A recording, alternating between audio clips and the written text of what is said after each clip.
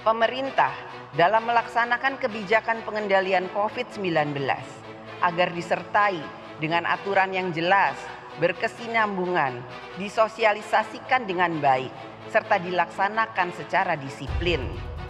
Pemerintah dalam menyampaikan hal-hal tersebut agar terkoordinasi dengan baik, bersinergi satu dengan lainnya, serta satu suara dalam melaksanakannya.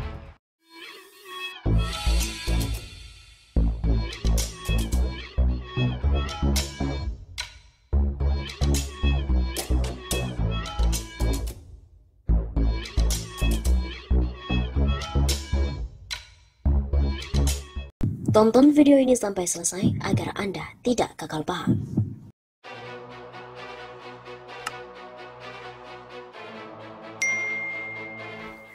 Halo Sobat 651 Safa, kembali lagi bersama dengan kami untuk mengulas perpolitikan yang ada di Indonesia. Puan Maharani menantang Jokowi, apa maknanya? Setelah Ketua DPR Puan Maharani keluar kandang dengan memasang baliho di mana-mana, kini pun agak mengejutkan kader PDIP ini pun mulai tajam mengkritik kinerja pemerintahan Jokowi, khususnya dalam penanganan pandemi COVID-19. Pemerintah dianggap gagal untuk segera memulihkan kepercayaan masyarakat di tengah pandemi.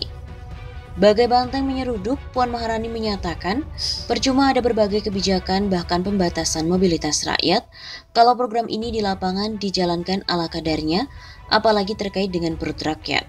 Cukup tajam kritiknya, tembakan Putri Megawati ini dikemukakan di tengah Jokowi yang nampak kebingungan menangani lonjakan angka keterpaparan COVID-19 kemarin. Pada waktu yang berbeda, Puan juga menggebrak soal komunikasi publik. Perbaiki komunikasi publik termasuk kejelasan siapa yang memegang komando dari krisis ini, terutama terkait dengan keputusan pemerintah. Padahal baru saja Jokowi menetapkan Luhut dan juga Erlangga sebagai komandan penanganan pandemi melalui PPKM. Puan bukan Puan pribadi, ia merepresentasikan pimpinan PDIP. Masyarakat tahu bahwa PDIP adalah the ruling party, sehingga kebijakan pemerintah adakah produk, sepengetahuan ataupun sepersetujuan dari PDIP. Akan tetapi realitas politik berbeda di lapangan. Ada pasang naik dan surut hubungan intim politiknya. Jokowi memang bukan kader murni PDIP dan gemar berjalan sendiri di sawah, got, hutan ataupun jalan tol. Kata Rocky Gerung, kritik Puan pada pemerintah Jokowi itu bagai jeruk makan jeruk. Tetapi sebenarnya bedanya ada juga Puan itu jeruk Bali, sedangkan Jokowi jeruk Mandarin. Bisa saja saling memakan, meskipun Luhut sebagai marketing jeruk Mandarin pernah memusatkan penjualannya di Bali melalui program Work from Bali. Ketika relawan Jokowi menggaungkan perpanjangan jabatan Presiden 3 periode, PDIP yang memiliki Puan Maharani sebagai kader jagoan untuk dimajukan Pilpres 2024 tentu meradang. Begitu juga ketika Jokowi bermain-main dengan Ganjar Pranowo. Puan menghajar Gubernur Ganjar. Sebenarnya Puan ataupun PDIP nggak akur-akur banget dengan Jokowi. Pandemi COVID-19 menjadi kendaraan politik untuk saling memperkuat posisi. PDIP sedang bermurang durja, dipukul Jokowi saat ini ketika kadernya Juliari didera tuntutan JPU 11 tahun penjara. Sejak revisi undang-undang yang mengaturnya, KPK menjadi modal politik strategis bagi Jokowi. Ketua KPK Firly Bahuri dan juga Dewas berada dalam genggamannya. PDIP juga babak belur ketika banyak kader yang terjaring korupsi oleh KPK. Kritik Puan tentu menjadi menarik karena dapat dibaca sebagai tantangan Puan kepada Jokowi. PDIP sedang pasang kuda-kuda. Jika PDIP menarik dukungan petugas partai yang durhaka, maka dipastikan pemerintahan Jokowi bakalan ambrol mungkin sebelum 2024.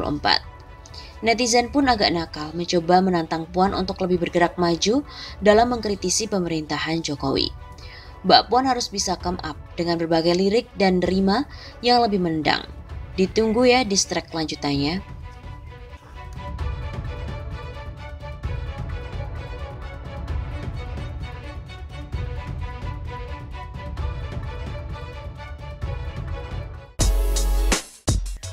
Jokowi versus Puan Maharani, siapakah yang akan menang? Usia nggak ada yang tahu, umumnya yang tua lebih dulu meninggal dari yang muda. Meski ada yang muda meninggal duluan, itu semua rahasia Tuhan. Presiden kelima Megawati sudah sepuh, usianya 73 tahun. Kita doakan beliau sehat dan diberi usia yang panjang. Biasanya besar terutama bagi kader PDIP. siapa pengganti beliau di PDIP kelak? Ini menarik. Tokoh paling potensial ada dua, pertama Puan Maharani, anak biologis dan juga Terah Soekarno, kedua Jokowi, kader yang saat ini memegang kekuasaan politik.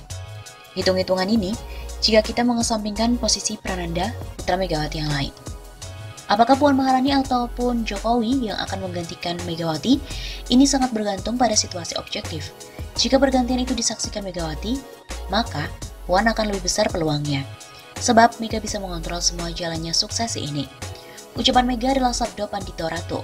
Buat kader PDIP, tidak ada yang berani ngelawan. Mega layak mempertimbangkan untuk melakukan suksesi lebih cepat. Ini jadi strategi yang paling efektif untuk memuluskan regenerasi kepemimpinan sesuai dengan ekspektasi. Sebut saja suksesi calon tunggal. Tapi jika suksesi itu ternyata terjadi tanpa kesaksian Megawati, Jokowi punya peluang. Meski bukan anak biologis, juga bukan kader yang dirindukan, kekuasaan yang saat ini ada di tangan Jokowi punya peranan besar. Ingat ketika Yusuf Kala, Wapres saat itu menggusur Akbar Tanjung dari Ketua Umum Golkar. Ingat ketika Jokowi menginginkan Setia Novanto mengambil Golkar, meskipun Ade Komarudin menguat. Soal pengaruh, Jokowi sudah jadi legenda di mata kader PDIP. Fakta ini nggak bisa kita pungkiri. Meskipun kalangan elit PDIP lebih bersikap rasional, maksudnya punya hitung-hitungan pragmatis, bergantung mana yang menguntungkan bagi mereka. Dalam konteks ini, pasti lebih menguntungkan jika mereka mendukung Jokowi, sebab Jokowi adalah penguasa. Akses logistik dan juga tawaran posisi berlimpah. Jika Jokowi ditakdirkan jadi ketua umum PDIP, maka Gibran dan Bobi, anak serta menantu Jokowi, punya masa depan karir politik yang lebih menjanjikan. Di sini ada peluang untuk membangun dinasti politik baru. Sebaliknya jika Jokowi turun dalam kurun waktu sebelum 2024, otomatis ya Jokowi tamat. Tidak perlu ada analisis lagi. Tapi jika Jokowi sampai 2024 dan suksesi terjadi minus Mega, ini akan menarik.